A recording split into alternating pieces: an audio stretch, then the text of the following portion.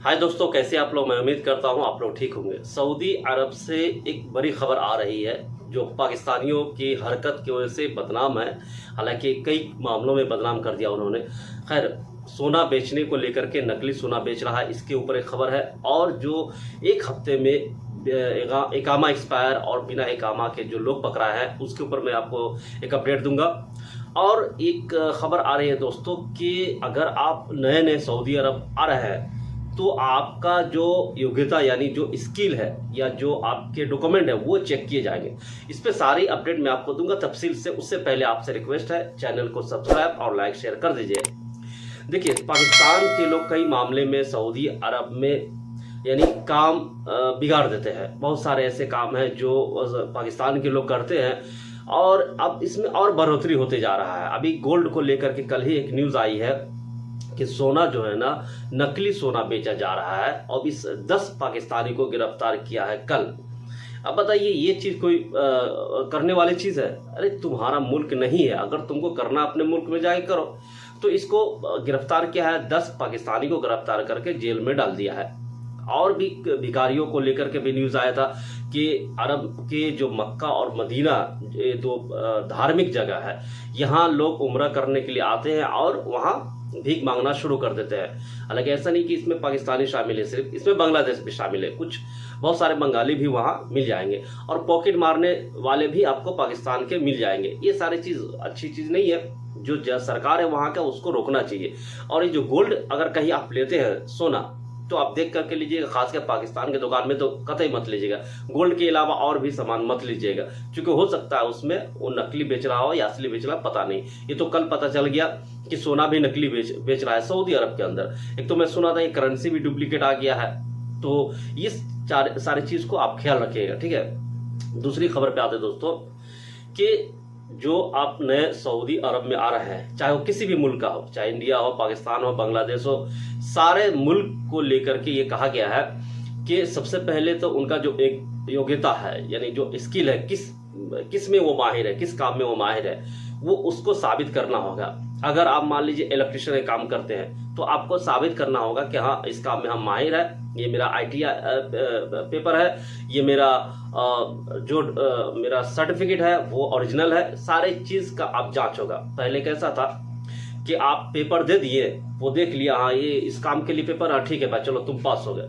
क्योंकि इस चीज को मैंने खुद एक बार किया है, इसलिए मैं बताऊं, मैं ये नहीं बताऊंगा किस कंपनी और किसके लिए मैं किया हूं, लेकिन मैंने खुद फेक इंटरव्यू दिया था किसी और के लिए। हालांकि वो चला गया, अब भी वो 10 साल हो गए वो काम कर रहा है उस कंपनी में। इलेक्ट्रिशियन के लिए मैंने दिया था, तो 2010 की बात है। उस वक्त ये चीज नहीं देखा जाता था कि कहाँ का पेपर है, बस आप सर्टिफिकेट दे दिए और उसमें नाम वाम है, बस हो गया। आप इंटरव्यू जाके दे सकते हैं। अगर आप इंटरव्यू पास कर गए तो फिर आप पासपोर्ट और फोटो देने के टाइम जिसका भी देना आप दे दीजिए। तो 2010 का बात बता रहा हूँ, अभी तो बहुत ही सारे चीज बदल गया है।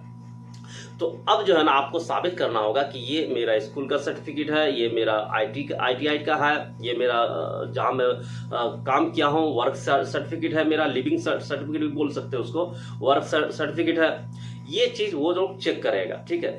अब वो चेक करेगा, अगर वो सही है तो ठीक है, अगर सही नहीं होगा तो फिर आपको पास नहीं करेगा वो।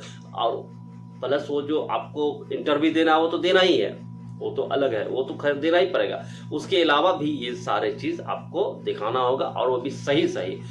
काफी सारे एजेंट है जो डुप्लीकेट बना के दे देते हैं, तो अब इंटरनेट पे वो चेक होगा। पहले इंटरनेट इतना नहीं था, बहुत ही कम था, इसलिए लोग चले आते थे। पहले डुप्लीकेट सर्टिफिकेट भी बन जाता था बहुत सारा और लोग चले आते थे, ठीक है। और मैंने भी इंटरव्यू दिया है, मैं तो आपको बताया कि मैं इंटरव्यू खुद दिया हूँ दूसरे का, और वो दूसरे का देकर के वो अभी भी वो काम कर रहा है वो अपने कंपनी में, ठीक है। तो ये बात है, आपको योग्यता साबित करनी होगी। और तीसरी खबर है दोस्तों कि इकामा एक्सपायर और बगैर इकामा वाले लोग जो बहुत सारे सऊदी के अंदर काम करते हैं। हालांकि ये 2000 तकरीबन 15 या 16 में भी खबर आया था कि अगर कोई आदमी बिना इकामा वाले को रखेगा किसी भी काम में, तो वो सेठ को भी मारेगा फाइन, जो आदमी रखे हुआ है यानी जो कफील या मुदीर जो भी कहे यहाँ, उनको भी फाइन मारेगा, और जो कर रहा है उनको भी फाइन मारेगा। उनका तो जेल होगा तो होगा ही, और फाइन भी मारेगा। तो ये चीज अभी जो पकड़ा है 1 लाख 1.47 लाख कुछ कहा जा रहा है कि बिना इकामा वाले और एक्सपायरी इकामा वाले को गिरफ्तार किया गया है। तो मैं ये कहूँगा कि अगर आप में से कोई बंदा, देखिए इसमें क्या होता है, इकामा एक्सपायर है तो बहुत सारे लोग होते हैं क्या, अरे कंपनी नहीं करवा रहा है मैं क्या करूं, तो आप उसको जाके बताइए, फोर्स कीजिए, भाई मेरा इकामा रिन्यूअल कर दीजिए, नहीं तो मेरे को गिरफ्तार कर लेगा और फोकट में हम जेल में चले जाएंगे। ठीक है, तुम चुरा लोगे, फाइन तो भरना पड़ेगा ना, अगर नहीं भरे फाइन तो फिर हमको इंडिया भेज देगा, पाकिस्तान भेज देगा। तो आप उसको फोर्स कीजिए। अगर आप आज़ाद वीज़ा में हैं तो भी आप अपना इकामा रिन्यूअल कफील को बोल के करवा लीजिए। इससे ये होगा कि आए दिन जो छापेमारी होती है, तो छापेमारी में कहीं पर भी अगर पकड़ा गया तो सुनता नहीं है पुलिस वाला, सीधे पकड़ता है, इकामा एक्सपायर है, याला बैठो बस, अगर इकामा नहीं है बैठो। उतना नहीं कि रूम में रखा हुआ है, सर मैं ला के दिखाता हूँ, मैं भूल गया हूँ, वो सब नहीं सुनता है। नहीं है, गाड़ी में बैठो चलो, बस यही होता है। ठीक है, इसीलिए एक्सपायर है या रूम में भूल जाना, ये सब चीज को ध्यान में रखिएगा।